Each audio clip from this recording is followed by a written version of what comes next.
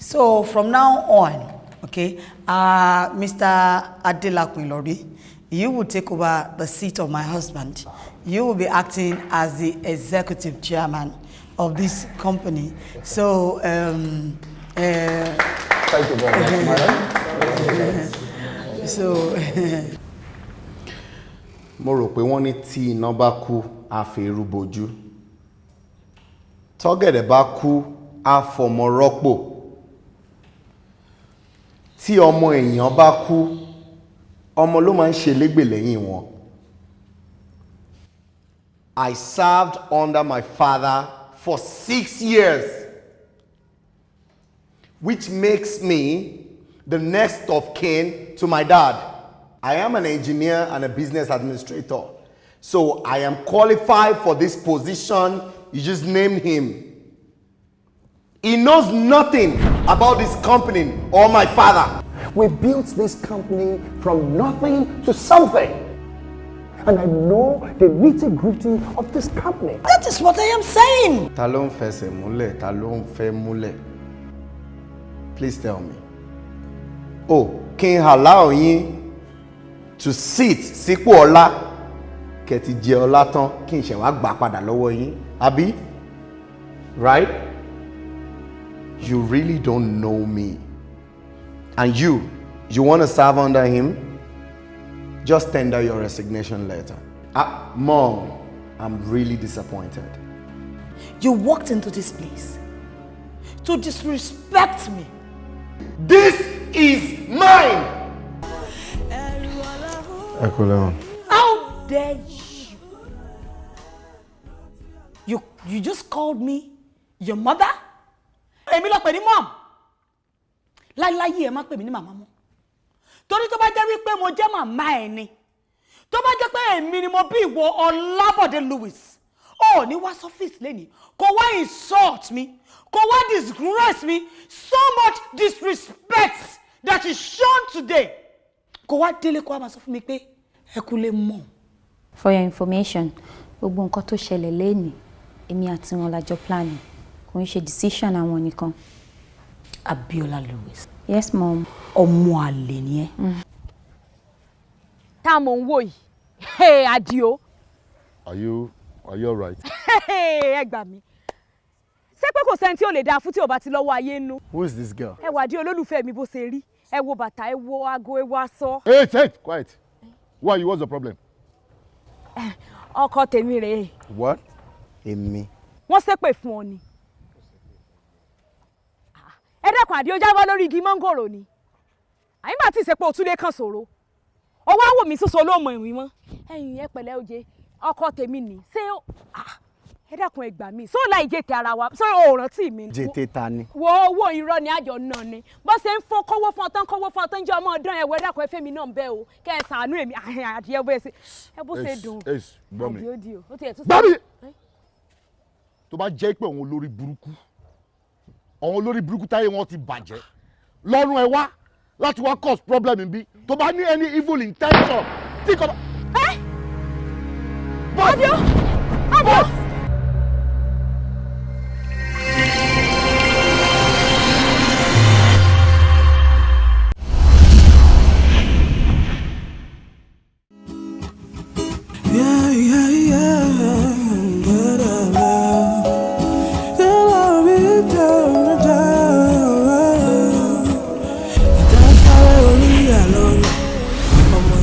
Jẹra wọn lẹ́sẹ̀ ẹ̀dá ń para wọn nítorí owó tó bá tán èèyàn ló jẹ máa kú ẹ̀rù ènìyàn ó bà mí ẹ̀rù ọ̀la ó bà mí ẹ̀dá ń sáré orí ìyà lọ́nà ọmọ èèyàn ń jẹra wọn lẹ́sẹ̀ ẹ̀dá ń para wọn nítorí owó tó bá tán èèyàn ló jẹ máa kú.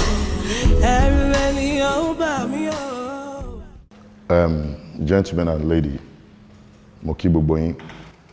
Mo ní information kan tí mo fẹ́ bá yín share tí ọ̀gá tó wọlé. You see, the doctor was in the house at the sọ̀rọ̀ at length. The doctor jẹ́ ká mọ̀ wípé due to the incident, nǹkan tó ṣẹlẹ̀ sí ọ̀gá, right now, is suffering from what they call post-traumatic stress syndrome. What he affects ọpọlọ wọn. You understand? The way he thinks. Why I'm saying this now is Emma noticed a lot of changes. Láti ọ̀dọ̀ ọ̀gá henceforth. I get. We are praying and I hope Mama get better. Okay? Right now, Boga Shewa Yensi, all the mass say me. And you let A come and so B. Rest. That's in Cotton Shell right now. Yeah. All the back everybody to one B. All the man office one more and everything. But with collective efforts, Tibuaba phone assistance, I can assure you all that with time, Ogama get better. Please, Monique Bubua cooperate with local office. Can maximum cooperation to manage, let it get better. Am I understood? Yes, sir. Okay, thank you very much, all. Ejan Pogawole.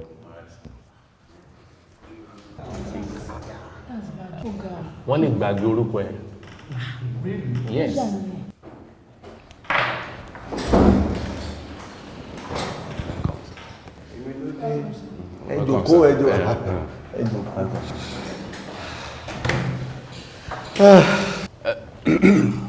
Boss, on behalf of myself and everyone here, a dúpẹ́ lọ́wọ́ Ọlọ́run pé ẹ survive attack tí ìpàtí dá ẹ̀mí légbodò. Mo dẹ̀ mọ̀ pé láìpẹ́ láì jìnnà àṣírí àwọn aṣebí máa tú. Àṣeun àkántàǹtì yóò dáa fún ẹ ǹlẹ́ o sọ́ọ̀rí in tí wá sí ń bì yìí kò pọ̀ lónìí nǹkan wá sáàkì ẹnìkan ni. Sà, àwọn tí wọ́n bá ní kí iléeṣẹ́ ìmáà ní lọ síwájú wọ́n máa lọ ni. Yes. Bẹ́ẹ̀ ni lílọ ni ó ń lọ lílọ ni. Sẹ́ẹ̀rí nígbà tí Odùtọ́lá tó ka ìwé ọrọ̀ ajé ilé iṣẹ́ ìfún mi kò bá mi lára mu. Mo rí pé àwọn kan wà tí wọ́n ti ń kówó ilé iṣẹ́ ìjẹ ti pẹ́ tí wọ́n sì ń ba ilé iṣẹ́ ìjẹ́. Àkántàǹtì, ta ni ó sáìnì sọ̀wédowó fún àwọn ilé iṣẹ́ oníyanrìn kí wọ́n já yanrìn wá? Èmi ni sà. Ọ̀dà àbáhùn. Iyanrìn tí wọ́n já, kí ló dé tí iyanrìn kéré sí owó tí wọ́n gbà? Bàbá ìyàwó Mr. Delakun, àwọn náà ni company tó ń já yanrìn fún wa. Àwọn ni wọ́n sọ wípé ká máa san owó yẹn. Ìdí rẹ̀ tí mo ṣe sọ pé àwọn kan láti fi iléeṣẹ́ ìsílẹ̀.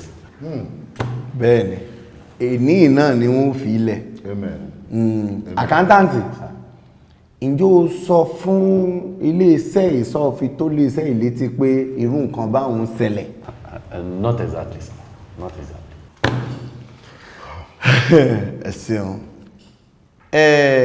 Mr. Adelakun, Ọlọ́run ní báyìí lórúkọ jẹ́.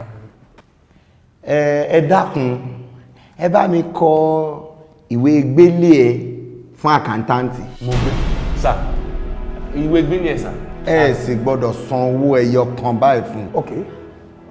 Ká dẹ̀ má san owó kankan fún. Ṣé ẹrẹ́ ni tí wọ́n bá ń kọ́ ní olè tí ó tún ń jà á, ìyẹn tí wọ́n ń ṣẹlẹ̀ sírú wọn rèé. Odùtọ́lá, dákun bá mi pe àwọn security kan abọ́ndù rẹ̀ jáde fún mi. Èmi ò rí jù báwọn lọ lónìí o. Ọ̀gá ẹ̀dá. Meet me in my office. Wàá gba lẹ́tà ẹ̀. Wàá gba lẹ́tà ẹ̀. Ọ̀gá. Yes. Iṣẹ́ wo ni ọmọ bẹ́lẹ̀ ilé ti kún mo gbá pẹ́nátì lọ tróyìn. Owó ti sọ̀rọ̀. Ẹni? Ẹ̀ẹ́dẹ̀ lè bá mi bẹ̀ wọ́n. Ọ̀gá ló pàṣẹ. Kò sí nǹkan tá a lè ṣe. Mo dá. Ọ̀gá. Hey, who the hell do you think you are? What the hell do you think you are? Ṣújà ni? Mo ní kó sack Adelakun, ó lọ sack accountant. Now listen to me. Adio, that is your name. Adio lórúkọ ẹ ó ń ṣe bọ̀dé. Torí seat tí mo fi ẹ́ sí, ipò tí mo fi ẹ́ sí, I am the one in charge. Whatever tí bá sọ fún ẹ, anything tí bá sọ fún ẹ ló bá ṣe. Don't go contrary, are you mad? O ṣe máa ṣe nǹkan bẹ́ẹ̀. Talk to me, what's up? Ẹ má bínú. mo lè ṣàlàyé. It's okay. Sẹ́ẹ̀rì lóòótọ́ lẹ ní Ìsáàkì Adélakùn àmọ́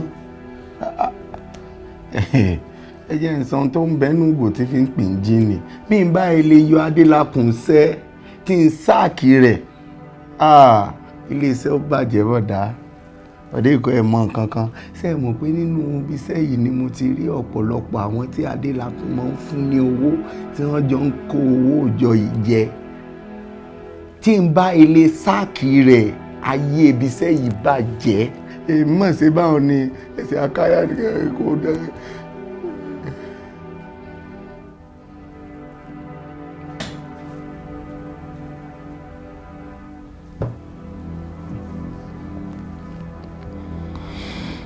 Nice one, nice one, nice one.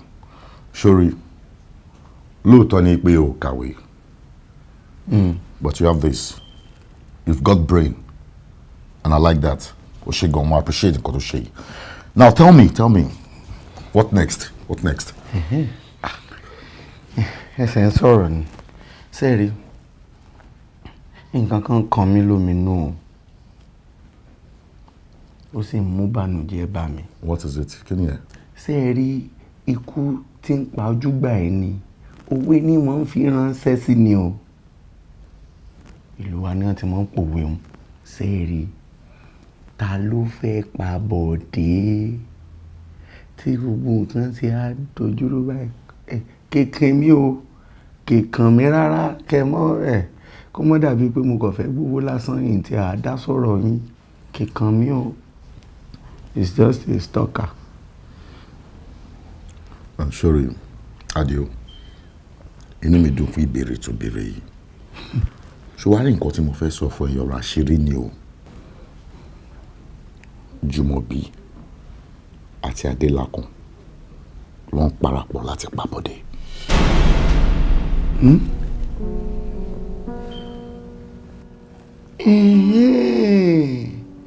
Mo fura bẹ́ẹ̀ náà. Àìnú máa jí o, ìyẹn ìyá wa tí wọ́n ń fún mi lóúnjẹ. Kéèyàn sì wo sùnsùnsùn kó pọ̀ mọ́ làkejì olórí burúkú níyà wa o. Ayé mo burú. Fóònù Bọ̀dé mọ̀ ríngì. Ẹ̀dá kan ta ní pé. Barrister Bọ̀dé nìyẹn. Barrister ti ń kọ́ ni. Barrister tó ń jẹ́ṣẹ́ ni. My friend tètè kọ́. Tọ́. Hello? Bọ̀dé? No, jọ. Ó ń ṣe ọ̀rọ̀ ariwo. Barrister Adams ló ń sọ̀rọ̀. Ṣùgbọ́n kó tó ṣẹlẹ̀ nísìn, wàá bá mi lọ́tẹ̀ẹ̀lì tí mo ń wá yẹn. Hòtẹ́ẹ̀lì tí mo ń wá yẹn. Jọ, there's an important thing I need to hand over to you. But don't even let me suspend or probably put in suspense. Ṣorí gbogbo particulars, mọ́tò, ilé, everything, gbogbo document is right here with me. Wá jọ torí Ọlọ́run. Jọ torí Ọlọ́run. Má sọ fẹ́ ẹnikẹ́ni, má trust anybody. Ìwọ nìkan ni kò dẹ̀ dá wa. I come ma. Yes, sir.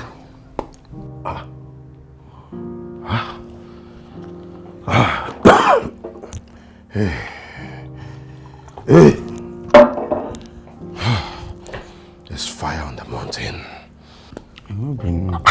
Wọ́n sọ nǹkan ni. Ní ẹni tó fẹ́ kó gbé dẹ̀nu ẹ ni. Kí ló sọ? Wọ́n ní kí n wá bá wọn lọ́tẹ̀ẹ̀lì kan tí àwọn àti bàbá Bọ̀dé tí wọ́n pàdé. Kò sí problem. Mo mọ̀tẹ́ọ̀ tó ń sọ. Kí ló tún sọ? Àmọ́ wọ́n sọ nǹkan kan, wọ́n ní must trust anybody. Ẹnìkankan. Very good. Bó ṣe wà gbọ́ngàn nìyẹn. Màá fún ẹ ní address hotel tó máa ti meet. Then màá fún ẹ ní nọ́mbà yàrá tí barrister máa wà tó máa ti ń ṣe meeting. And bí barrister ṣe sọ, ṣó ń gbọ́ mi, má trust anybody. I'll repeat, má trust anybody. Má dẹ̀ jẹ́ kí anybody mọ̀ ipò ń lọ síbẹ̀ for meeting, okay? Okay, good. So, have you had lunch? Yeah, have you had lunch? Bọ̀dé kù. Yín sì á lọ sí báyìí. Ṣé bí mi bá gba balance mi lèmi ó ń kó lọ abà lábà pé gbogbo abà tí ṣe wá rí ìyá ojú ọlá pé ìyẹn àfẹ́sọ́nà mi ń bayé rẹ̀ jẹ́ ogun ti bayé ìyá òun jẹ́ òun ni ò jẹ́ ń lílọ síwájú tẹ́lẹ̀ nísìnyí tó ti wá wọlé. I understand jamalo. Ó ti yá nù. Jamalo. Ṣe bọ́dé ayé wọn bàjẹ́. ẹ̀rù ọ̀làhùn bà mí ọkàn. Yóò sọnù bẹ́ẹ̀ o jẹ́ mo sáré ojú tó mi àrójútó mi. What goes around surely comes around. Ohun tó o bá ṣe ló wá gbà rẹ̀ ó ṣe dáadáa. God.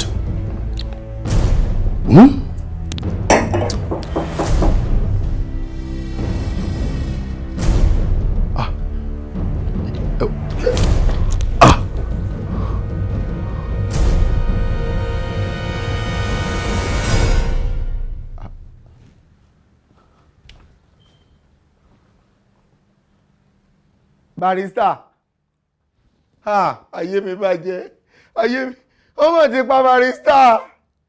Àbẹ́jẹ́ kọ́ yìí. Ìmọ̀lá kọ́ mẹ́fà sí. Ìmọ̀lá kọ́ mẹ́fà sí. Ìyá wa dà. Bóòlù ti lo fóònù kan báyìí. Bóòlù olúwa ti lo fóònù báyìí. Àwọn fóònù lálẹ́ òsì tí ó ṣe jáde. Fóònù yá lọ lábúlé kò tó yìí. Adúlébí ẹgbẹ́ wa ní sá. Ẹni kú ẹ̀rọ. Ọ̀tá fàṣókè ìdóborí. Ó bá lórí ẹ̀tàn lówó ẹ̀. Olùsíbì kan òun ṣe ká. Kékeré ni níwájú Olúwa o. Ẹ̀rù ènìyàn ó bà mí hàn. tó bẹ̀ tó bóyá ọ̀dẹ̀ tiẹ̀ ni èèyàn tó kàwé tó dẹ̀ ń hùwà bí ẹranko bẹ́ẹ̀ yẹn. Ẹjọ́ ìyá wa kí lè tẹ pa lọ́yà. ó dá mi kí ló dé irú ọ̀rọ̀ burúkú wo ló ń jáde lẹ́nu yín sí mọ́mí yẹn tí nǹkan tó ń ṣe yín tó bá ti ń ṣe yín ju bá ṣe lérò lọ ẹ dẹ̀ jẹ́ ká mọ̀ mọ́ ọmọ àbí ṣe ká gbé wọn lọ sí hospital. ṣé mi ti máa sọ tipẹ́ mo ti sọ tipẹ́ pé. Èmi sọ̀rọ̀ tí ọ̀dà. yes now sí mom. Ẹ̀gbọ́n rẹ mo jẹ́ o sóyìn mọ́tì ń sọnù. mọ nǹkan tẹ́ ń sọ. Ẹ jọ ṣé wọ́n pa lọ́yà Ádámù àbí wọn ò pa lọ́yà Ádámù ṣé ẹ fẹ́ mọ̀ pé wọ́n ti rán àwọn àgbàdìpá lọ pa lọ́yà ni. ẹ ní sùúrù ṣé rí ọ̀rọ̀ lọ́yà tẹ́ ń sọ yìí mọ́ọ̀mù tí ì gbọ́ in fact bẹ́ẹ̀ ṣe ń sọ yìí lèmi gan ṣe ń gbọ́n sí wọn ò gbọ́ tẹ́lẹ̀ náà. Kí ni ìsìnmọ́dá náà yẹ màmá tèmi ò mọ̀ bó ṣe ṣẹlẹ̀ gbàrà báyìí ni mo mọ̀ pé yá wa lórí fún Islam call you. Sorry mom ṣé tòótọ́ ni pé ẹ gbọ́ pé lọ́yà Adams kú. kí n bú sẹ́kún so ìgbà tó pè mí wípé lọ́yà Adams kú ṣé kí n bú sẹ́kún ni àbí kí n káwọ́ lérí kí n bẹ̀rẹ̀ sí ní fẹsẹ̀ mi jọlẹ̀ wípé lọ́yà Adams kú ó ṣe kíní kan ọ̀ṣẹ́ lẹ́dẹ̀ kí ló dé ṣé wọ́n ṣe ń kú láyé ni. ẹni sùúrù. so ẹ gbọ́ lóòótọ́ this person we are talking about is your brother my uncle. They were bothered ṣé bẹ́ẹ̀ ni pé. why should I be bothered? ṣé okay nígbà tí bàbá ẹ kú kí ni mo ṣe sí? ìgbà tí bàbá yín kú kí ni mo ṣe sí? What is that? Will you shut your mouth? Ìgbà tó wá kú kọ́ so what? ẹ̀yin lẹ introduce this man to my dad as his lawyer. So your brother. Yes. lẹ́yìn pé kí wọ́n gbé àǹkárá wá kí n ya gèlè sí bẹ́ẹ̀ ni lọ́jọ́ òkú ẹ̀ kí lọ ṣé kò jù mí lọ ni ṣé ọjọ́ òkú ọ̀fọ̀ àbí kò lọ́mọ láyé kí bẹ̀rẹ̀ sí ní yíra mọ́nú ẹ̀rẹ̀ fọ̀ àkútú kú ẹ̀ lọ́nà ọ̀run lẹ́yìn kí mú léèsì kí má kàrá kí tún ya gèlè sí orí pé lórí burúkú ni wọ́n you must be mad. wọ́n dọ̀ pé láti ìgbà tó ti yìnbọn fún ẹ báyìí ìbọn yẹn kò affect orí ẹ̀. ṣèbí wọ́n ṣe ní sẹ́kì yìí east mi ni. ọ̀dẹ̀ akídanidání akídìdì ni gbọ́dọ̀ jẹ́ kí n sọ fún ẹ kó yá tètè yá gbọ́ o Adams fẹ́ kú òun ló kú wàhálà àti tiẹ̀ nìyẹn bóyá tẹ̀yìn bá fẹ́ lọ ṣe bẹ́ẹ̀ bá ṣe fẹ́ ṣe tí wọ́n bá ti pe àǹkárá mo máa wọ àǹkárá máa ya gèlè bíi ti wèrè sí bẹ́ẹ̀ ni mo ń lọ síbi òkú Adams ẹ gbádùn yẹn jàtìjà torí òpó olùsí wọn fún bọ lórí. ọ̀dẹ̀ ń pè ya wa àrìndì. ó dàbí ẹni pé nǹkan ti ń ṣe ìyá yìí o nǹkan ń ṣe ìyá wa o odidi lọ́ọ̀yà kọ́bí mi kò wé o. ẹ̀yin ní sùúrù ṣẹgbọ́ ẹ̀yin máì tí sọ̀rọ̀ wé ṣẹgbọ́. orí ń dùn mí o. ó ti tó ẹ jókòó ẹ má ṣe ra yín léṣe ẹ jókòó. ẹ kẹ́sẹ̀ lẹ́jàre ẹ bẹ̀rẹ̀ nìyẹn ẹ má kí n kanra mọ́ yín ẹ pẹ̀lẹ́ mo ń bọ̀ ṣẹ́gbọ́n.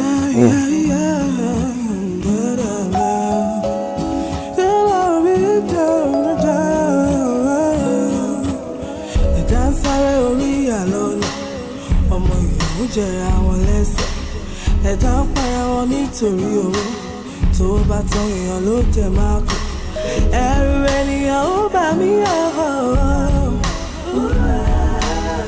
ẹ̀rù ọ̀la ó bà mí ẹ̀dá ń sáré orí àlọ́lẹ̀ ọmọ ìyàwó jẹra wọn lẹ́sẹ̀ ẹ̀dá ń para wọn nítorí owó tó bá tán èèyàn ló dẹ̀ máa kú ẹ̀rù ènìyàn ó bà mí ẹ̀rù ọ̀la ó bà mí What goes around surely comes around. Ohun tó o bá ṣe ló wá gbà rẹ̀ ó ṣe dáadáa. Ohun tá a bá ṣe ló ní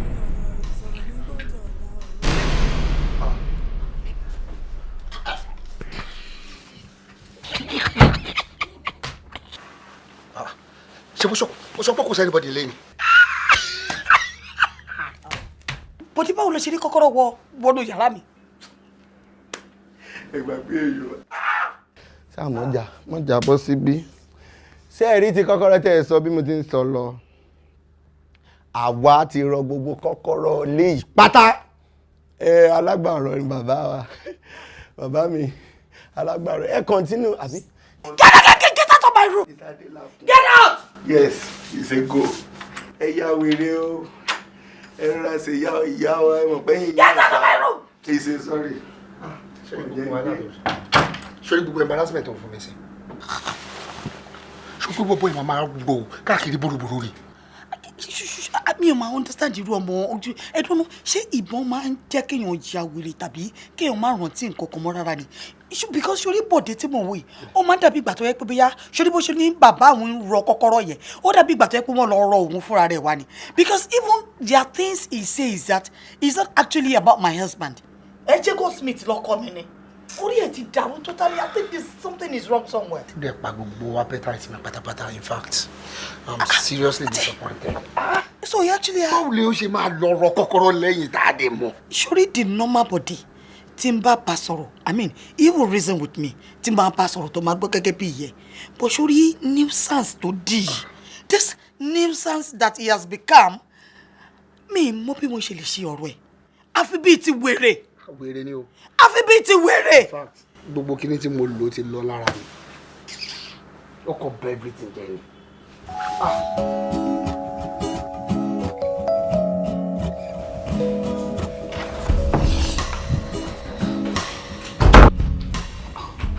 Mom, kí ló tẹ́ ṣe wọ inú yàrá mi láì kanlẹ̀kùn?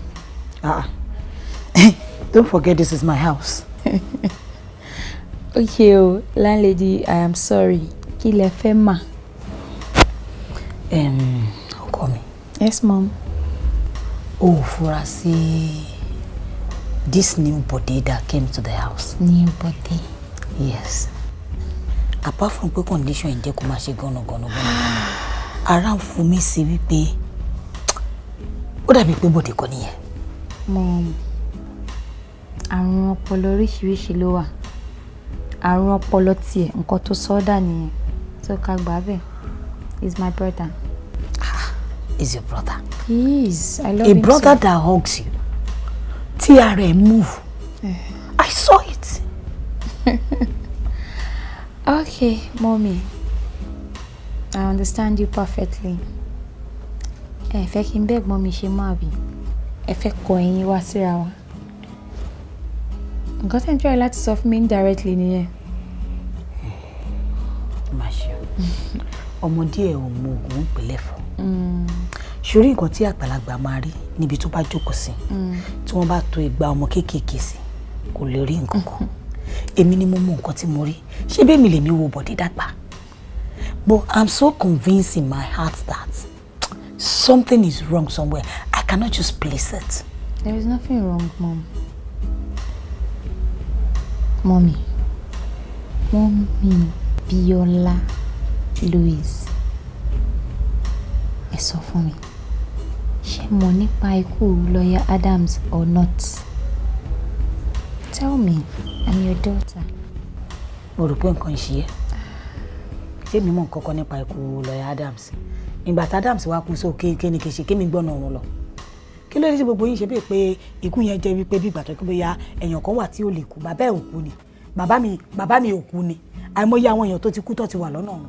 Ó kú nìyẹn àsìkò tó fún láti ikú lérí ẹ̀ṣẹ̀. Ọlọ́run sọ pé àsìkò ti tiẹ̀ ti tó máa pè nìyẹn. So let him die, let him rest in peace. Why are you always bringing it up? Tó bá máa kú kó kú náà kí n tèmi. Ó ti kú nìyẹn. Let it show ti tó mú kò béèrè question mi. And as you can see, I was about sleeping kẹ́tọ́ wọnúlé. So please, ma, with due respect, go to your room. I just need rest. I love you so much. Kiss, kiss. Àánú ẹ̀ ṣe mí. Àánú ẹ̀ ṣe mí. I love you. Kí tiẹ̀ má gbé ni mò ń ṣe o. Kí tiẹ̀ má gbé ni mò ń ṣe. Ara tó ń fún mi yìí, kí tiẹ̀ má gbé lé bàbá ẹni o. Mom, just be careful, okay? Fine, I'll be. Kó ṣọ́ra ẹ̀. Mi ti gbọ́. Pẹ̀lú ẹ̀gbọ́n mi ni kó ṣọ́ra ẹ̀, má dì mú mọ́. Mo ti gbọ́ yín. Ṣá má dì mọ́ mọ́. Ká ṣe máa wò bóyá wèrè tó dẹ̀ wà lórí ẹ̀ ló ṣe jẹ́ kó yẹ pé kò mọ ọmọ ìyá ẹ̀ mọ̀. Mọ́mí Bíọ́lá ẹ lọ sùn. Tèmi ṣàlẹ̀ mi kúkú ń sọ fún ẹ kọ́ lọ́run jẹ́ kẹ́ gbọ́. I love you. Mọ́mí. Too protective. Orí mẹ́ ti ń fò kiri. Olórí ibú lèkúté wọn o. Bó lèkúté àti ológbò tí wọ́n lera wọn kiri. Àwọn ìbò ìsà. Mr. Adélakùn, ẹ má bínú. Èmi náà ni wo eré àwọn ẹni bèbí ìtàn kí n tó wá bá yín ni. Ẹ pẹ̀lẹ́. Ọ̀rọ̀ kan mọ̀ kàn mí lóminú. Ẹ ṣeun. Ṣé ẹ rí lẹ́nu ọjọ́ mẹ́ta yìí? Mo ń suspect ìyá wa pé wọ́n ti lóyún. Ẹni kí nìdí? Kí nìdí? Mo wo gìgísẹ̀ wọn ní àná, ó ti funfun báláú. Wọ́n ti ń sá.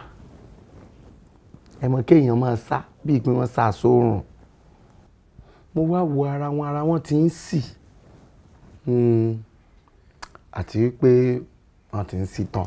Wá, ó yẹ kó mọ̀ pé kò lè lóyún láyéláyé, ó ti wọ menopause. So má gbé yẹn wá.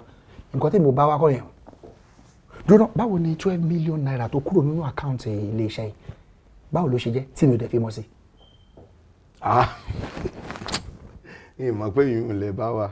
Ẹ lè mọ̀ sí nígbà tí èsì iléeṣẹ́ bàbá yín. Ṣé bó bá jẹ́ iléeṣẹ́ bàbá yín ni ilẹ̀ mọ̀ sí?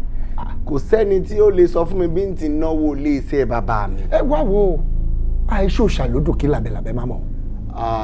A ti sòsà tipẹ́tipẹ́ tí làbẹ́làbẹ́ gan ti mọ̀. Mr. Labẹ́labẹ́, ẹ̀yin ẹ jókòó yín síbi tẹ́ ẹ wà. Hey buddy, you are treading on a dangerous path. Yes. Láyé yín ẹ mọ̀ sọ bẹ́ẹ̀ mọ̀. Pé kí ni? Mo ti gbọ́ èbó òun rí. Ẹni mọ̀ ń forí ọkà ọmọ àbí. Ó ń forí ọkà ọmọ. Èmi. Bẹ́ẹ̀ni. Èmi bọ̀dé èmi ẹkùn bí ó bá sí ọlá bọ̀dé ó dùn tọ́lá tán ni mọ́ fọ ọkàn yìí. Ìlú yìí ti tún lù yìí lóògùn. Wàá lù mí. Ikú ń dẹ̀dẹ̀dẹ̀dẹ̀kù. Èmi. Wàá pẹ́ lẹ́wọ̀n. Wàá pẹ́ lẹ́wọ̀n bí ọ̀bọ. Ìsì á ní fi ọwọ́ náà yìí ìwà lóògùn. Tí ń lu gbogbo yín bàjẹ́. Àánú ẹ̀ ṣe mí. Èmi. Wàá gbé sẹ́wọ̀n. Oògùn ní fi gbogbo yín ṣe. Bọ̀dé ó sì. Wọ́n ná gbogbo owó òjò tán. Àwọn olòṣì. Àfẹ́ ajẹmáfẹ́ ayó. Àdìo. Bọ̀dé ó dùn tọ́lá. Nice one. Sórí gbogbo nǹkan tí wà tí Adélakùn sọ pátápátá gbogbo ẹ̀ ni mo gbọ́. Ẹ gbọ́. He's a stupid man. Very. Useless man. Hopeless idiot that wants to feed from where he did not sow. Gbogbo ń tẹ̀ sọ lára gé. Ṣùwárí, ara nǹkan tí mo sọ nìyẹn o. This is what I have been saying. Ṣo ti wá rí báyìí? Ẹyin lè ṣe àfà o. Bí ó bá sẹ́yìn tẹ́ni mọ́ lù, ń ti fògùn lu táyé rẹ̀ ó bàjẹ́. Ṣé wàá fẹ́ gbọ́ mi? Láti sìn lọ, John Torí Ọlọ́run lù. Ẹ fún mi sàrántì. Lù ṣe léṣe. Ẹ fún mi sàrántì. Ìlú bàjẹ́. Èmi ni mo sọ bẹ́ẹ̀. Ẹ gbọ́. Lù ṣe léṣe fẹ́. Èmi Àdìo. Wo má jẹ́ ká fọ̀rọ̀ lẹ̀ sọ̀rọ̀ gbọ́ mi dáadáa this is the reason. Ìwọ náà ti rí sí pé òun lórí burúkú lọ́wọ́ àánú company yìí. Olórí ibú ni án. Wàá farabalẹ̀. Wàá wá kọ̀wé gbogbo ẹ̀. Gbogbo company o, gbogbo owó dádì, property, everything tí ọ̀gá ní pátápátá. Wàá fi sínú will. Okay? Sínú ìwé àkọsílẹ̀. Yes. Wàá will ẹ̀ fún Bọ̀dé. Wàá wá make àbúrò ẹ̀ Bíọ́lá the next of kin just in case. Ẹ dákun, ẹ ti sọ oró ìbò ìlójú mi o. Èmi lóde tí ń lọ wíìlì ẹ̀ fọba. Ọba ò ní wíìlì ẹ̀ fún next of kin. No, not king. King. Nǹkan tí mò ń try sọ pé ẹni tó máa ṣe the second person tó máa ṣe ní kejì. Agbátẹrù. Ó ti yẹ nǹkan tí mò ń sọ sí bí gẹ́gẹ́ bí Bọ̀dé wàá wí. Àbúrò ẹ̀ Bíọ́lá next of kin. Tọ́ ó ti yé mi báyìí. Àmọ́ ẹ wo èmi ò lè ṣe o. Ìdí ni pé ṣé ẹ rí bí Bọ̀dé ò bá ilé jáde ní ilé ìwòsàn tára rẹ̀ yá. Èmi ò tọwọ́ bọ̀wé kankan o. Àdìo má ṣe báyìí má jẹ́ àfiná sóró òrùlé sùn. Don't let us do that. Ìwọ náà ti rí tí gbogbo ẹ ṣe ń gbóná báyìí sìn. Kò yẹ ká ní Bọ̀dé gan fúnra ẹ̀ wà bí Bọ̀dé á ṣe. Because he's very intelligent. Ó dẹ̀ ti rí gbogbo nǹkan tó ń ṣẹlẹ̀ yìí. Nǹkan tí mo fẹ́ kó ṣe nìyẹn. That's all. Ọ̀dà mọ̀ tí ń ṣe. Bí Bọ̀dé bá ilé kúrò ní sípítù. Ó kàn ti kúrò ní kò délé o. Ẹ̀yin ẹ wá bẹ̀ mí. Ẹ mú gègé àti ìwé wá. Ń sani rẹ̀. Okay, fine. Ń sani. No problem. Ẹ ṣeun. Bọ̀dá Adélakùn yìí. Àní kò lù ú. Ó ń gbé mi nínú tí ń fògùn lù tọ́ ni mo ti ṣe. Sori tó bá na Mr. Adélakùn kò ní dùn mọ́ mi nú. Mo jẹ́ kó lù ṣe léṣe. Láyé ìgbà tí ń jẹ́ Àdìó. Oògùn kàlẹ́mí nì. Kò lè mọ́ mo gun ká ní ìyàtọ̀ tó wà láàrin èmi àtàwọn ilé ìbò tí mo ń bọ́ kò yàtọ̀ ní àgbẹ̀ nígbà wọn fún èmi dúdú ṣé èmi gbogbo ní ìgbà bí ní. Ẹ̀rù ènìyàn ó bà mí ọ̀. Ẹ̀rù ara yóò bà mí ọ̀. Pèrè kò ṣe é rí i pé oorun ti ń kùn mí ìtorí ibi tó dàbí ibi tí wọ́n máa ń sìyàn sí tẹ́ gbé wá sí nígbà tá à ń bọ̀ lẹ́ẹ̀kan bí mo ti rí àwọn èèyàn tó ṣe tìrìtìrì tí wọ́n ń jó ní apá ọ̀hún yẹn mo ti rò pé bẹ́ẹ̀ là ń lọ ni èmi ló adé tẹ́ gbé wa bí. Wo Àdìó mo fẹ́ kó farabalẹ̀ ṣòro ibi táwa yìí òun ló ń pè ní smoking area nítorí wọ́n jẹ́ ká fa sìgá inú club ṣó wàá rí club ti kún ibi tí Bọ̀dé máa ń jókòó sí VVIP ni àwọn èèyàn kan wà ń bẹ̀ mo sọ fún wọn bá ń sọ pé Bọ̀dé ti dé o ọ̀dẹ̀ ni kí n fún ọ ní little time kí wọ́n fi clear àwọn èèyàn tó wà ń bẹ̀ kúrò kí Bọ̀dé bá lè jókòó sáyé ẹ̀ nǹkan tí mo ń try láti ṣe nìyẹn respect wọn fún Bọ̀dé gan bì. Okay, you know what jẹ́ lọ kí lọ sọ fún wọn pàtí ready. ẹ lọ sọ fún wọn ká lọ sí ti. Ẹ̀rù ayé bà mí ọ̀ ẹ̀rù ènìyàn. láì ṣe pé ibi tí wọ́n ń tẹ́ òkú sí gbogbo rẹ̀ ní ò sọ̀rọ̀ yìí kẹ́nu. ṣé ojú òsànà fún wọn ni ọ̀pọ̀ òrí Bọ̀dé kò tó dìde ọ mọ̀ pé àwọn olówó la máa ń jòkó síbí ni èmi ló adé tó wá jòkó síbẹ̀ àwọn ará Èkó ìgbọ̀nsá wọn gọ̀ ìwọ́n sì mọ̀ bá wọn sọ àwọn mọ̀ ṣe bíi pé àwọn lọ lọ́hùn ọjà yé pé ìlú mi kọ́ lọ wà Kálábólé ní ìlú Ọ̀pá ni eléyìí ètò ẹ̀mọ nǹkan tí ń ṣe ọ̀sán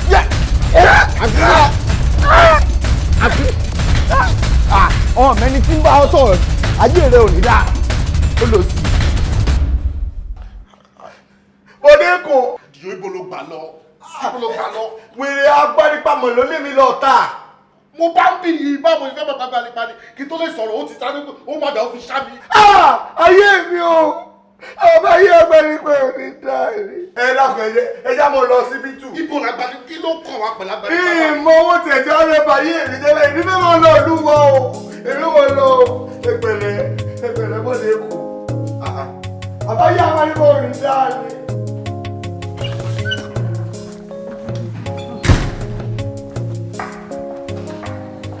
Báwo ni? How are you? Pẹ̀lẹ́ dia. Doctor ńkọ́? Oh my dear, ṣàlàfíà ni. Doctor ti retí yín látàwọn. Yes. Wọ́n tẹ́ bá ti dé kẹyọjú sáwọn lọ.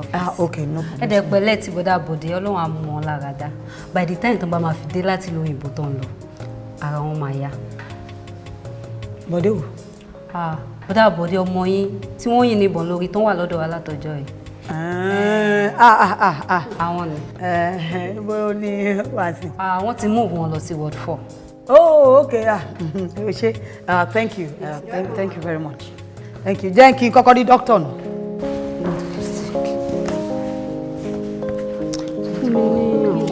Bá mi wo káàdì Uma Mrs. Boyega.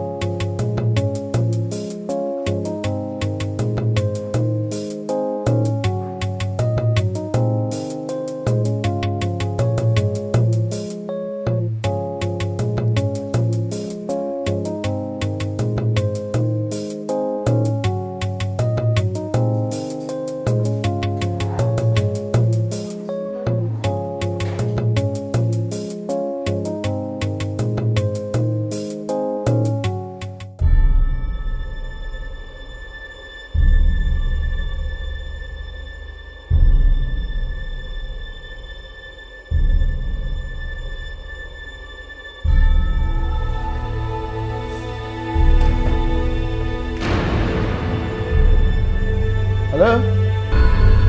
Hello? This place is out of bounds. A doc. Ẹ káàsán. Mr. Dutola. Doctor. Ẹ̀yin ni. Èmi ni o. This is surprising. Ìgbà wo lẹ débí? Not quite long. Mo ṣe wọlé náà ni. That's funny. Ẹ máa ń pè mí tí ẹ máa ń bọ̀ náà. Yes. Kí ló ṣẹlẹ̀ lẹ́nu? Yes, I did. Mo pè yín but I'm on network problem and all those things don't affect wa. Okay. Sorry, that's by the way. But then ẹ move body lọ sí another world ẹ̀ dẹ̀ jẹ́ kí n mọ̀ why. No, he's on the way out of the country. It's a sign. It's a sign. All the necessary people, it's a sign. So we just thought to move him. So he's on his way out. Your doctor, kò yé mi. What's that? But he's on his way to where? Out of the country. Out of the country. For treatment. But this is so unfair. Irun kan bẹ́ẹ̀ fẹ́ ṣẹlẹ̀ doctor dẹ̀ lè sọ fún mi lè pè mí kẹ́ sọ fún mi why? Well, sorry about that. But consultants ló kàn ní shift. Tó ń lọ bá lọ́hùn yẹn ló kàn ní shift. So everything had to be shifted. Nítorí ẹ̀ gangan mo fi wá síbí because mo rántí pé ọ̀la ló yẹ kó travel. But this is now faster than the schedule. Oh la la, sorry about it. Eh? I think we should just thank God that we Thank God. I'm so happy. Yes. I'm so happy. But next time, once in a while, no worries. You know, it's too surprising. We're sorry about that. What's the problem? But Congrats on on his this. way out. No worries. Congrats. No worries. I'm very, very happy. Good, wonderful. So, about the share family. Please, after you, doctor. After you. I'll come after No, after you, doctor. After you.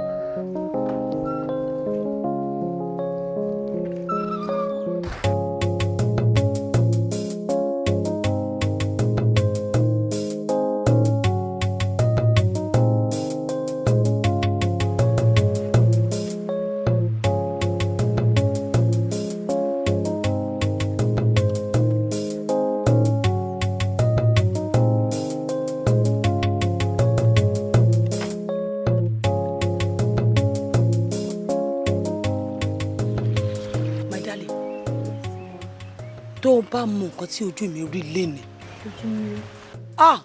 ojú mi rí ògo ká má sọ nǹkan mi ṣé o mọ̀ pé mo sọ fún ọ wípé ẹni tó wà nílé tó ń pè rẹ̀ ní Bọ̀dé wọ́n ní wípé is a decoy kò kí ń ṣe Bọ̀dé bí mo ṣe lọ hospital tí mo ní kí n lọ fún my usual check up ní nọ́ọ̀sì kan bá ní ọmọ yín tó wà níbí báyẹn kú tọ́jú ọmọ mi ní bá ní Bọ̀dé làwọn sọ báyìí ó ṣe ó jàre ọkọ mi òun náà ni mo wá wò bí eré bí mo ṣe dé wọ́ọ̀dù nìyẹn bí mo ṣe bá Bọ̀dé ń bẹ̀ nìyẹn mo wí pé what.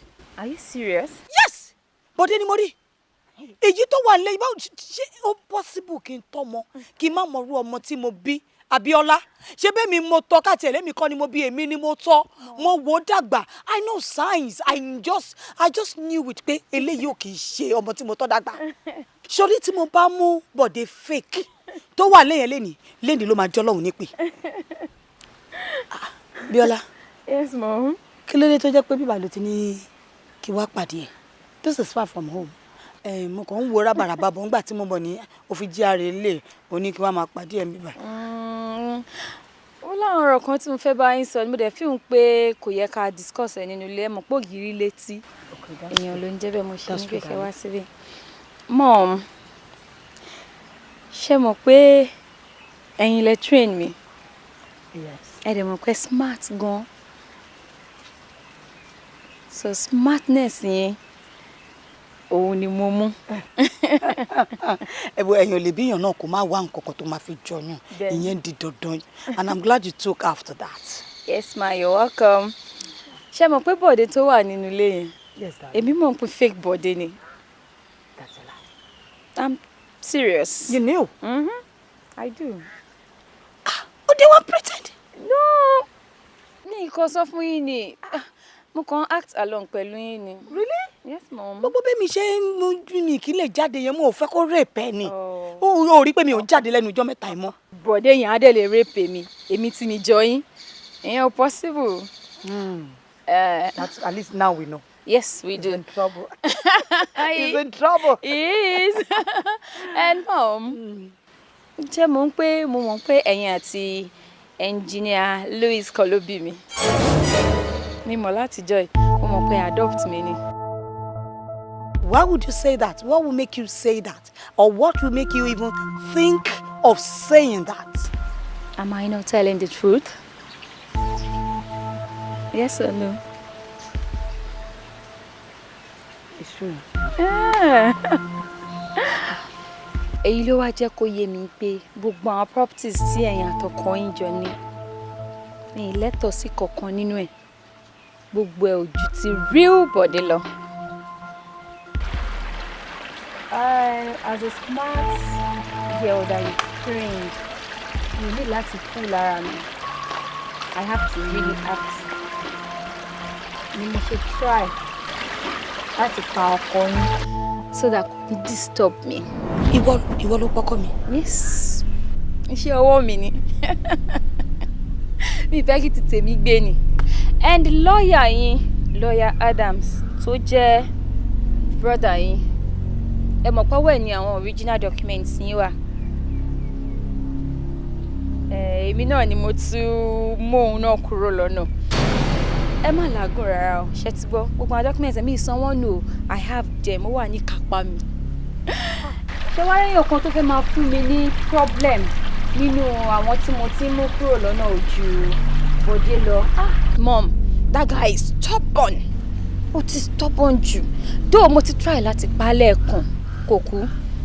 But máa try láti pa lẹ́lẹ́ǹkejì. Mo dẹ̀ mọ̀ pé tí n bá try láti pa lẹ́lẹ́ǹkejì máa aim it right.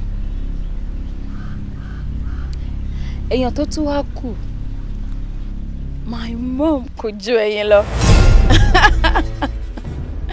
You know when you want something right, you have to get it done yourself, your way. Oni mi ṣe gbéṣẹ́ yín fẹ́yàn kankan. Oni.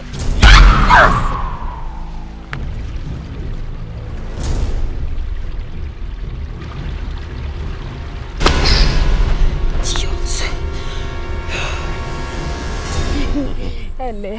Ó lágbára jàre. Ẹ̀rù mú kí ẹ kú oríire o.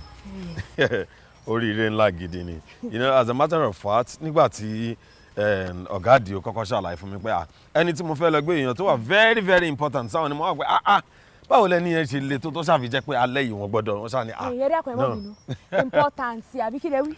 Like a very important someone like èèyàn tí ó jẹ́ èèyàn tó tóbi níwájú ọkọ Àdìó tó jẹ́ èèyàn tí wọ́n cherish. ẹ já mọ lọ. No, irọ́ mọ́tò tọ́ ni kí n wá fi gbé yín lérè. ọ̀rẹ́ mi ọkọ̀.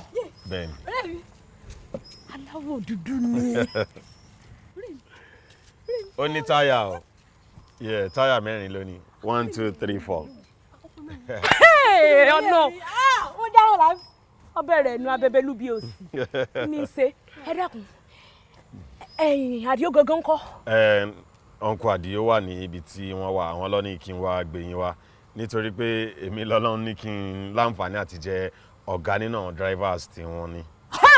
Èmi ni driver number 1 nínú 4 tí wọ́n ní. Dírẹ́bà ní yín bẹ́ẹ̀ ṣe rí. Yeah, of course. Ṣé pé bówó bá dé yan padà fọ́kọ kó kọ Àdìó tún ti ń jọ ń gù.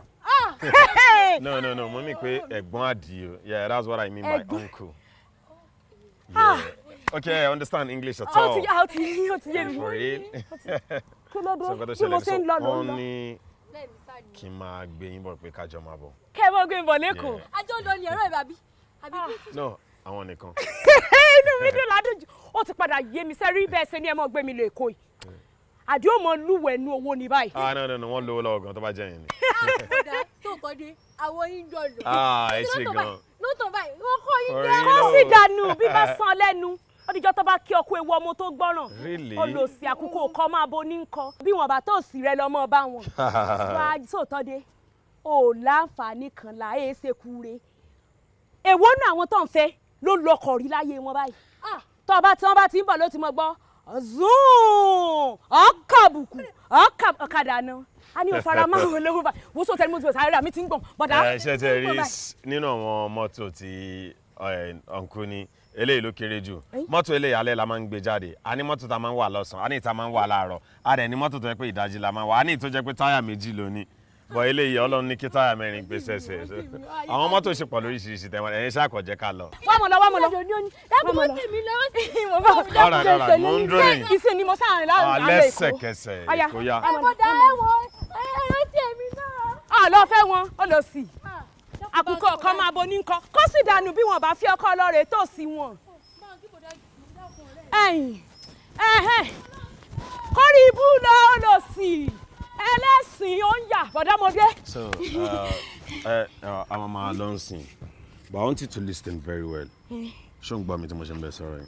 ẹ̀yin fi mi hello má pariwo. ẹ dákun ẹ dé. kó wọn wọlé kó wọn bọ́ta that's why they call me ọmọ ọ̀tá kí n tó blow mo wà nínú gutter higher killer ni mí. kí ni ń jẹ́ bẹ́ẹ̀. nǹkan tí mò ń gbìyànjú àti sọ ni pé apààyàn ni mí. Silence! My name is J-Boy. Èmi ni ikú tó yára pààyàn to cancel am here to kidnap you. Keep short! aláìsàn jẹ́ nù kùnkùn tẹ̀wé táwọn gbogbo ayé mi rẹ̀ ilé aláìsàn kùkù ọ̀dì ẹ̀dẹ̀dẹ̀ mọ́nú kù tẹ̀dẹ̀ mi mọ́nú kùnkù wọ́n ti dẹ̀ mi mọ́nú kùnkù ọ̀ wọ́n ń gbé mi lọ aládùúgbò. Adio, your signature body tí mo kọ ẹ láti jọjọ ìjọ tí mo sign. Bẹ́ẹ̀ni. O ti mọ̀ dáadáa. Mo ti mọ̀. O lè sign ẹ. Dáadáa. Wow, that's lovely. That's lovely. It's okay. It's okay. I need you. Mo fẹ́ kó bá mi sign àwọn document yìí.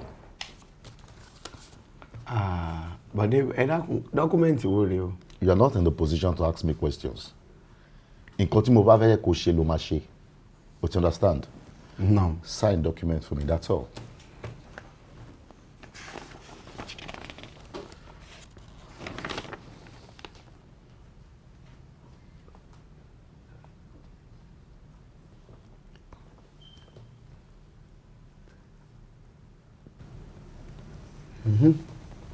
Wọn náà ni.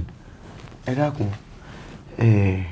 Dọ́kúmẹ́ǹtì yìí ó ní kí n sáìnì rẹ̀ pé kí n fi gbogbo ohun tí mo ní yìí lẹ̀ fún àbúrò mi. A kò lè happen in the sáìnì rẹ̀. Adio. No.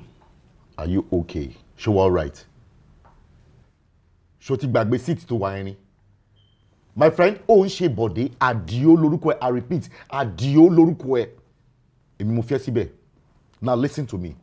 Má ever in your life, ever, be make questions more. Nǹkan tó bá ti sọ fún ẹni kó máa ṣe. Are you all right? Ibo ló wà? Do you know what I've gone through for this family? Ṣé mo nǹkan tójú mi ti rí nítorí family yìí ni? Nítorí family ó ti gún mi lọ́bẹ, ó ti ṣá mi ládàá, ó ti yìn mí níbọn, ó ti poison me, and still, won't appreciate loyalty to me. They have refused to respect me. Now, for the last time, Adio, sign this document. Odùtọ́lá, a ní ìlẹ́sàánì rẹ̀.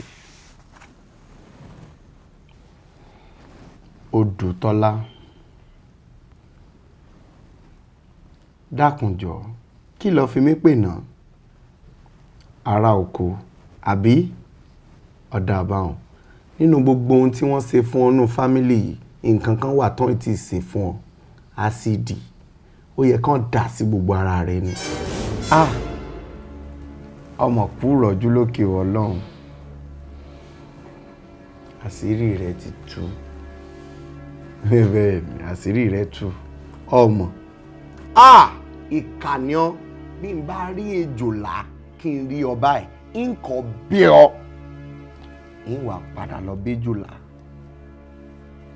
àṣírí rẹ tú àwọn ọlọ́pàá ti má sì rí wá bó ni wọ́n fi sí púrúfù bí sífù ṣe kú nínú ọkọ̀ jàǹbá hàn wọ́n rí ẹnu ọ̀bẹ ní síbẹ̀ ti sífù ẹ̀rí Ọlọ́run nígbà tí wò mọ bọ́ọ̀sì farapa tó ìwọ lọ fi ọ̀bẹ gé síbẹ̀ ti sífù iná òjò ọ̀pá ìwọ wá pa sífù ọwọ́ àgbọ̀n wá lé àwa tó wá ń káràmọ́sìkì rẹ̀ èèyàn mọ̀ nìka ọ́ jóná. Adio, so le prove ẹ so le prove nǹkan tó sọ yìí. improve sọ fẹ́ gbọ́ níjọ́ ní èmi àti ẹ àti Ọlọ́run la wà ní ọ́fíìsì yìí barista lọ́yà wọ́n pè wọlé sí orí aago Bọ̀dé ìwọ gan lọ rí ọtún ọmọ tí ọ̀sán ń gbé dọ̀hún mo ní ṣé barista ti ń kọrin ni o oníwọ̀ rárá o ìwọ o barista ti ń jẹ̀ṣẹ́ ni ọ̀rọ̀ pé ní sentimental brain. mo rántí barista wa ní wá bóhun ní hotelsis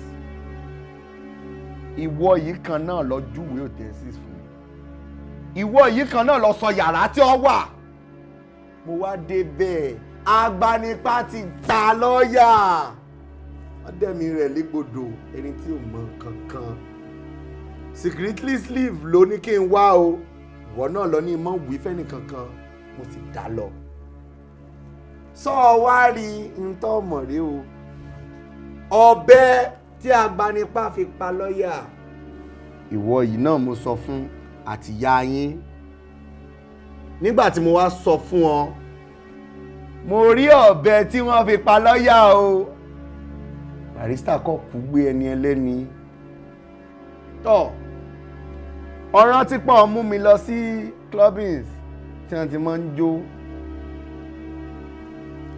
kámbíà kan lọ ní wọ́n fún mi ń jọ̀hún mo mú agbanipa dé àti ìlò 30 ìṣẹ́jú agbanipa yìí lé mi ó lé mi tí ń sáfẹ́mí mi ó lé mi lọ́ta nígbà tí ń fi wẹ̀yìn ìrí ẹ̀ Odùtọ́lá sọ mi tọ́ wá ọwọ́ á fi pòwe fún mi nù o àbí pé eégún àti ró wọlé èèyàn ẹlẹ́sẹ̀ méjì sí rìn jáde ìwọ wá mú ọ̀bẹ tí agbanipa lò ọwọ́ á fi yára rẹ̀ on has film ọmọ has gan olòṣì ni ọ́ ẹni tó yẹ kó sá fún ni ọ́ ọwọ́ pretender láti joy ọmọ pé ń kàwé ìwé sọ́ọ̀rí orí lọ fi dá ìwé orí mi pé jẹni tó kàwé rẹ̀ lọ lòṣì. Wow. No. Oh, impressed me mo lè purọ́ fún ẹ. I'm really impressed. Ìyẹn pé ọmọ oko tí ó kàwé. Ó nírú brain báyìí. Wow. Ṣé mo one other thing tí máa sọ fún ẹ ni pé ó mọ̀ preach. Ó yẹ kó máa consider being a pastor or something. Wàá tà ọ́. Mo ní good news fún ẹ. Ṣorí gbogbo rubbish tó sọ́lẹ̀ yìí. All I need you to do right now is sign a document tí o bá fẹ́ show for me right now. I derive pleasure in killing. Inú mi máa ń dùn tí bá ń rẹ́ni tí máa pa. Tí bá ń pààyàn máa ń rẹ́rìn ni. Àdìo má jẹ́ kí n waste life ẹ̀. Company ò ń ṣe ti bàbá ẹ̀. kò sí nǹkan tó kún ẹ níbí sign. Odùtọ́lá ọmọ Sífáù ní sáìnì ẹ̀ kò sì sí ohun tó ṣe láyé àti láíláí ìsàn kankan ọ lọ mú fún ìyá rẹ̀ Sífáù kó sáìnì rẹ̀ fún ọ bẹ́ẹ̀ ní ìsàn kankan tí ẹ̀dọ́ náà kí wà ń tọmọ ọlọ́mọ Bọ̀dé tọ́ ọ nìkan yìnbọn fún lórí kí ló ṣe fún ọ. See you. Bobby, now listen real good. Láyé, I repeat, ever, láyé, má béèrè questions lọ́wọ́ mi mọ́. Ó ya wèrè ni. Àdìó, ṣó ya wèrè ni? Ṣó ti gbàgbé pé Àdìó lórúkọ ẹ ni, ó ń ṣe Bọ̀dé. Ìjókòó tó wà yẹn, ìjókòó Bọ̀dé ni. Why you not acting like Bọ̀dé? Kí ló kọ ẹnu ẹ̀? Now listen, má sọ nǹkan tí yóò mọ̀ fún ẹ lẹ́nu. Ṣòro abúlé yín yẹn, abúlé tí mo ti rí ẹ yẹn, mo ti wá sábúlé yẹn rí o. Èmi àti ọ̀gá mi, ìyẹn Dádì Bọ̀dé, àti wá sábúlé yẹn rí, mo dẹ̀ ti rí ẹ rí. Yes, don't be surprised. Inú abúlé yẹn that first time tí mo rí ẹ ni mo fi mọ̀ pé ìwọ, mọ́mí ẹ àti mọ́mí Bọ̀dé, ìbejì ni wọ́n. Nítorí ẹlẹ́mẹ̀jì fi jọra. What does that tell you? Since ó ti pẹ́ tí mo ti ń bá plans mi bọ̀, mo mọ̀ọ́mọ̀ fi replace ti Bọ̀dé ni to actualize my dream, to execute my plans. Just small things tó kù, small things tó kù láti achieve aim mi. Plans tí mo ti ń bá bọ̀ for years. Then you ingrate, ìwọ ọmọ ọkọ lásán yìí. Wá fi pé o lè wá from nowhere and destroy my plans? My brother, no, wrong choice.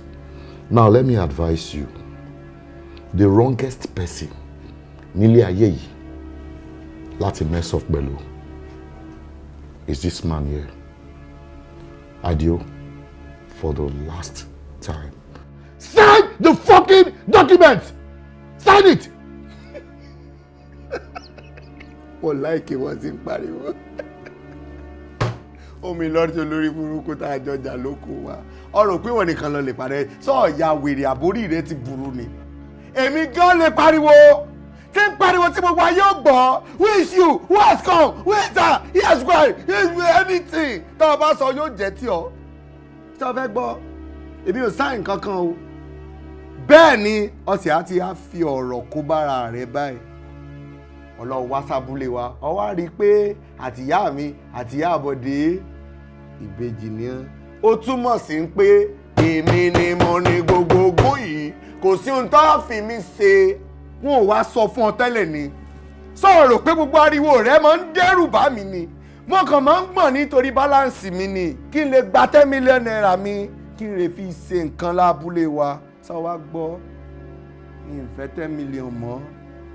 Èmi kan máa ń jà ní ìjà ni ó fi mọ̀ mí lábúlé wa tí máa kó ẹ̀sẹ̀ fún ọ. Orí rẹ̀ ó pè é ọ rò pé wọ́n nìkan lọ lè jà àmọ́ wọn ò kọ́ mi bẹ́ẹ̀ pé kí n mọ lu ẹni tí ó bá sẹ́mi bàbá ilé sẹ́mi ìlú ọ̀pá ni ó sì ń pariwo fún ọ tó wù mí ọ̀hà mo lè fi ṣiṣẹ́ ṣe ariwo rẹ̀ ọ̀dà láyà ìsáìnì kankan kàn sí sí tó ṣe sí.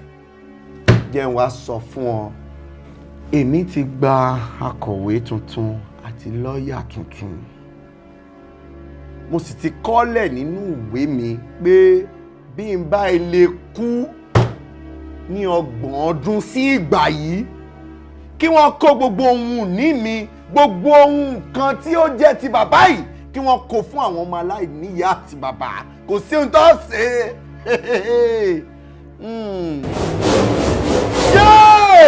ojú ọlá pé ọ̀sẹ̀ yìí tán ìsàlẹ̀ rẹ̀.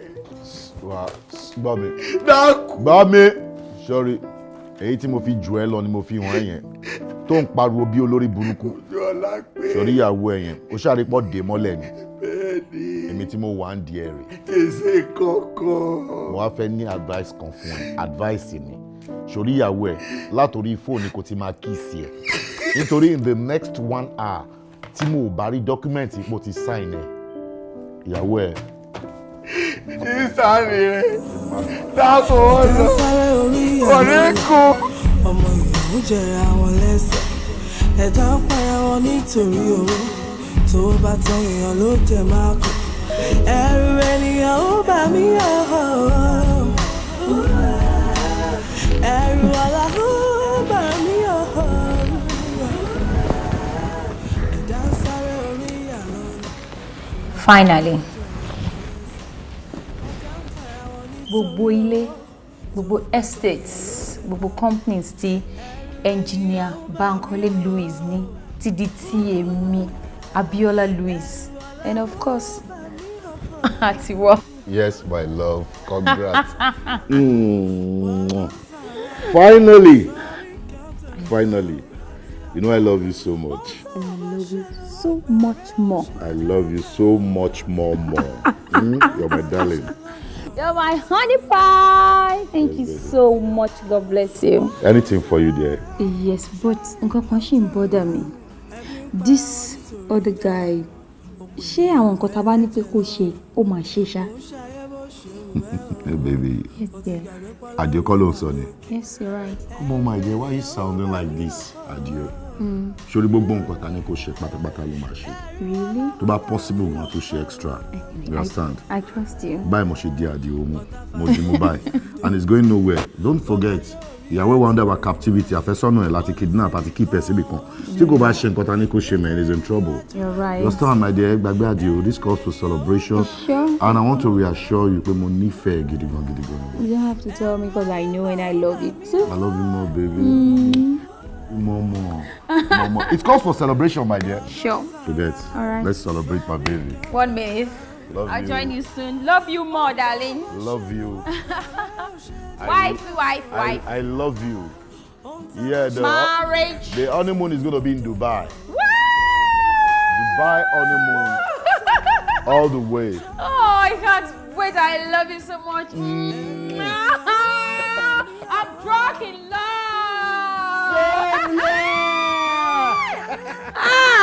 Thank you, honey. Help me. Yeah. Let me drop copy. Yeah. Thank you. Thanks, yeah. Thank you. Oh. Then after the drink, sugar. forget. After the drink, we'll go out, No problem. Go have fun, You have me all day. Hey. All day. Thanks, all love. day. Thanks, You're my love. welcome. Thanks, my love. Have yours. Yeah. No, please don't drink here, baby. My Timothy. Well, We're going to cheers. sure. To long life, Amen. to prosperity, Amen. and to love. Amen. I love you, baby. I love this. Yes. I like tea. You like it? This is good. I don't like it. I love it. You love it. Do you care for more? Babe, Yes. after this episode, after this time out, show me. Honey. Ajadi, I love Bagboruje. Wow. Club anywhere, we have fun all the way. I love this. Drink it. Good. Kí ló ṣe? Kind of like, Okay. Wait. Are you good? I'm fine. Open my tongue. Get off my tongue. You come right somehow. Kò fẹ́ yẹ kó mọ ọ̀rọ̀ tó fẹ́ sọ àbí? But normal tongue.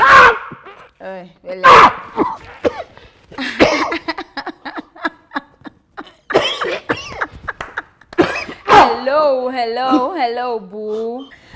Kò ń ṣe ń pé inú run ẹ̀ ìfún ẹ̀ ń jẹ lọ lórí yẹn. Sorry, o lè need láti fi lè fi rọ orí ẹ̀ in case tọ́run bá ń ro ẹ́ pẹ̀lẹ́.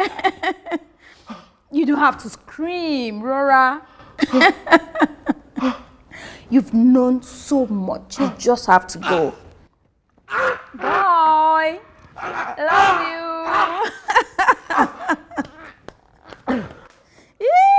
Bakolumio. J-boy. Hello, madam. Hello, sugar. One spanner lost already. It's gone. So, it's gone. Eléyìí ti lọ. Yes. Madam, níjọ́ tá lọ gbé ojú ọlá pé yẹn ọ̀rẹ́ ẹ̀ kan wà torí wa o mo dẹ̀ mọ̀ pé ó lè fẹ́ fa ọṣẹ. Ọṣẹ. Yes. Ṣùṣà mọ ojú ọ̀rẹ́ yẹn. Very well. Then I need problem. Ṣé wàá rí ọ̀rẹ́ ẹ̀ tó rí ẹ yẹn àti gbogbo ojú tó bá rí ẹ gbogbo wọn gbọ́dọ̀ lọ sí. Kò sí wàhálà lórí ẹ madam. You know I kill for living. Ìbọn tí mò ń lò kò ló ń jẹ, ẹ̀mí ló ń jẹ tó máa ń jẹ. Dispose this first. Okay? Trust me. Good. I trust you. Ẹran tí wọn ò fi ṣọ́ oògùn pa. Ká má ti sọ pé ẹran tó fún oògùn pé gba ẹran ilé. I trust you. Well done. Ṣó máa rí gbé? Of course.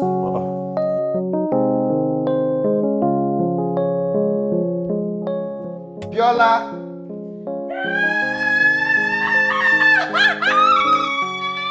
We have to start celebrating right now. I said no.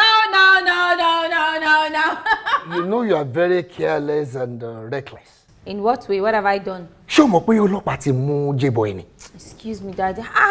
Kí ló máa ń ṣe yín? Ẹ ń fall hands mi. Ṣé mo pé mo smart ju gbogbo yẹn lọ? I've given him 15 million naira.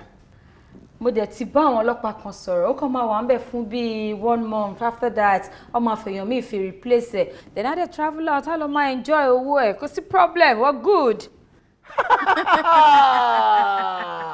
You are indeed my daughter. I am your daughter. You know, my God, mi ti ẹ̀ lè ronú kan bá. Kí ni? Ṣó mọ̀ pé nígbà tí màmá ẹ bí ẹ tó Okay. ṣaláìsí, èmi mo ní kí Jùmọ̀bí àtọ́kọ ẹ̀ kọ́ adopt ẹ nígbà tí wọ́n rọ́mọ bí. Nítorí orú ọjọ́ ìní ni o. Ọjọ́ ìní dé ní báyìí. Wọ́n mọ̀ pé wọ́n gangan lọ́mọ mi o. Èmi lójú àlóòótọ́. Iṣẹ́ ọmọ àlè mọ́mọ́ bàbá mi, àwọn lọ́ọ́ mọ́mọ́ wọn. In fact, it calls for celebration. You, Adio, báwo ló ṣe wọnú ilé láì ní kọ́kọ́rọ́ lọ́wọ́? Mo ti gbàgbé kí n sọ fún ẹ. Ó ní duplicate gbogbo kọ́kọ́rọ́ nílé lọ́wọ́. Really? Yes. Actually, èmi kọ́ ni mo duplicate gbogbo kọ́kọ́rọ́ lé. Àdìó ló ṣe. Bẹ́ẹ̀ni. Bọ̀dé lórúkọ mi. No. It's not your time to faint. Ṣorí gbogbo ọ̀rọ̀ tẹ́ ń sọ pátápátá ni mo gbọ́. Mo dẹ̀ ti record ẹ̀ lẹ̀. Mo ti send ẹ̀ sádìó. Àwọn ọlọ́pàá máa dẹ̀ tó wọlé. Ẹ ló dáàdì ẹ fọkàn yín balẹ̀. Àmọ́ wàá wájú yẹn ń gbọ̀n bí ìgbà tọ́lọ́run dúró tì yín ni. Lára àwọn boys tó ń bọ̀ tó bá tẹ̀ jẹ́ pọ́lọ́pàá bá máa wá lóòótọ́ ni. I have some boys láàrin wọn kò sí problem ẹ fọkàn yín balẹ̀. Okay. This one.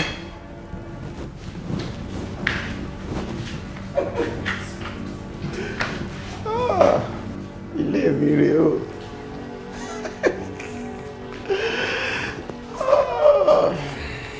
Àṣírí yín tú sí ìsọ fún ọ. Ìwọ ìyà ó jẹ ọ́ ọmọ nǹkan kan. Ṣiṣẹ́ ọwọ́ rẹ. Lóòótọ́ èmi ló fún lówó. Ó sọ fún mi wípé tó bá ti dájọ́ ikú fún J-boy kí n fẹ́ lòmíràn rọ́pò ẹ̀ nínú àtìmọ́lé. Mo ti record gbogbo conversation wa. Mo dẹ̀ ti fún àwọn ọ̀gá mi àti owó tó fún mi. Irú yín lẹ máa ń wẹ́ tẹ́ máa fi ṣẹ̀sín láwùjọ. Fún ìgbẹ́ ni wọ́n gbà ó lè ṣe bí akíkanjú ó lè ṣe bí Evans. Arrest them. Don't like money, arrest them. Ikú náà ni. Mo ti gbọ́ tíkẹ́tì sí.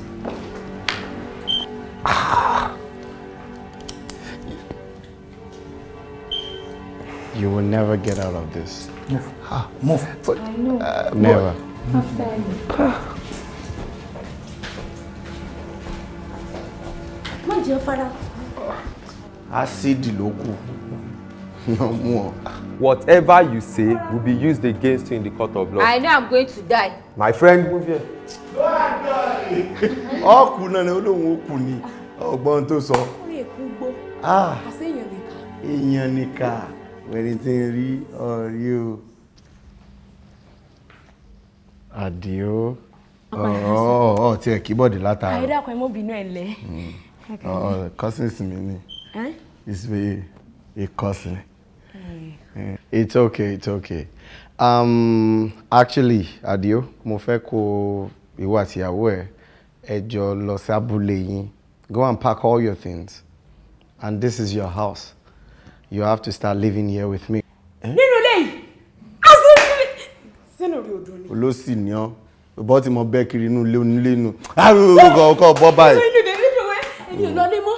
Ẹ̀yin nìkan lẹ bí mi tó kù mí kù. Ìwọ nìkan ni mo gbójúlé. Ìwọ nìkan mo trust. Àwọn eléyìí kí wọ́n máa bá kádàrá wọn lọ. Just you and I. Please. Wo wọ́dé yẹn wí fún ọ. Wo jẹ́ kó rí rẹ pé mo ti sọ wí fún ọ pé n bá ti wà níbì kan kọ́ ọmọ ṣe mẹ́dọ̀. Olùsí onídìí gan sọ fẹ́ gbọ́. Èmi fẹ́ gba balance tẹ́lẹ̀ àmọ́ gba balance mọ́ ìtorí ilé mi mo wà. Àmọ́ báyìí Bọ́dé èmi àti ìyàwó mi à ń padà oko wọ́n á fẹ́ tọrọ nǹkan lọ́wọ́ rẹ̀ dákun sọ ọmọ ọkọ̀ tí a rí ń ta lẹ́ǹkan tá a béèrè lọ́wọ́ rẹ̀ yóò gbé lẹ́sẹ̀ bẹ́ẹ̀ bí mi náà ni. Olójú ọ̀pọ̀lọ́. Olójú ọ̀pọ̀lọ́ àrọ́kọ ọ̀pọ̀lọ́ kan ń ta ń bẹ̀ wọn àwa fẹ́ gbé lu abúlé dákun torí ọlọ́sọ̀ lè fún wa. A fẹ́ lọ bà abúlé jẹ́. Oh no, it's all yours. Come on, you can take the Bentley. It's okay. So ti mọ kọ wà ni. Sọ mọ̀ pé gbogbo àti wà nílé cousins ṣe bí bọ́sẹ̀ máa ń gbé mi kiri tẹ́ ìmọ̀ ń wo bọ́sẹ̀ máa ń wà ní. Ẹ jẹ́ ìsàdúrà fún ẹ wò ẹ ṣeun ẹ ní túlé kan sọ̀rọ̀ ẹ ní gúgi ààrẹ o ẹ ní mórí ibùsùn ẹnu ẹ ní ìyàwó rẹ lọ́jọ́ àìsàn ọdún àbínú mi ṣe dùn ọ́nà inú mi dùn. Òde gbọ́ngbọ́ngbọ́n a fẹ́ ṣe ìbóhùn lọ kọ́ mi ń jọ sí o. Mo fẹ́ ìbò pera rẹ ló lè sọ wọ́n ti mọ̀ nú ẹ̀mí. Celebrations a pe gbogbo àbàtà parí èkó náà wá wọn mọ̀ pé wò nílé wá ìtọ́rọ̀ ń padà lọ síbítù àmọ́. Bàbá ti dábúlé gbogbo àwọn ọlọ́ba níjòyè mọ́ kí ọmọ bó bá rí mi inú wọn fọkọ̀ tẹ̀ mọ́lẹ̀ kọ́ tẹ̀. Bẹ́ẹ̀ni àti ìyá ìyàwó mi tí wọ́n ń ṣoògùn sí mi tí bá ti wo ọmọbìnrin olóbìnrin náà ń fi ọkọ̀ tẹ gbogbo wọn mọ́lẹ̀. Ṣé nǹkan ò sí ọsẹ́ gírì mú ọ ni wọ́n fọkọ̀ tẹ̀ yá ọ. Yín gbàgbé pé ìyá ọjọ́ lápẹ́ mi dákun wọn fi yín ní fọkọ̀ tẹ̀ yá rẹ̀. Come on, just take the key and go. Àbọ̀rọ̀ kagbọ̀n ẹja àwọn à ń padà bọ̀. Ẹ bá ti ṣe tán ẹ bá mi tilẹ̀kùn. Inú ilé mi. Ẹ má bọ̀ lọ sí ibi tó gbé náà rèé. Tó bá tán ìyá ló tẹ̀ máa kọ́. Ẹ̀rù ènìyàn ó bà mí ẹ̀rù ọ̀la ó bà mí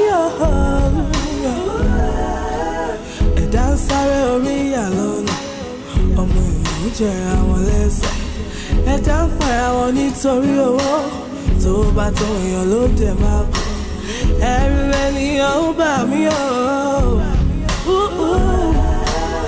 ẹ̀rù ọ̀la ó bà mí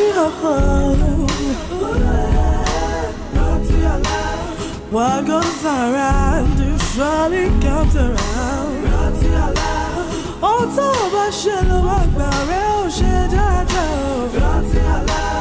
Ohun tá a bá ṣe lónìí ọ̀rọ̀ ìtàn ní bọ́dọ̀lá o. What goes around surely comes around. Ẹbí ń para wọn nítorí dọ́là.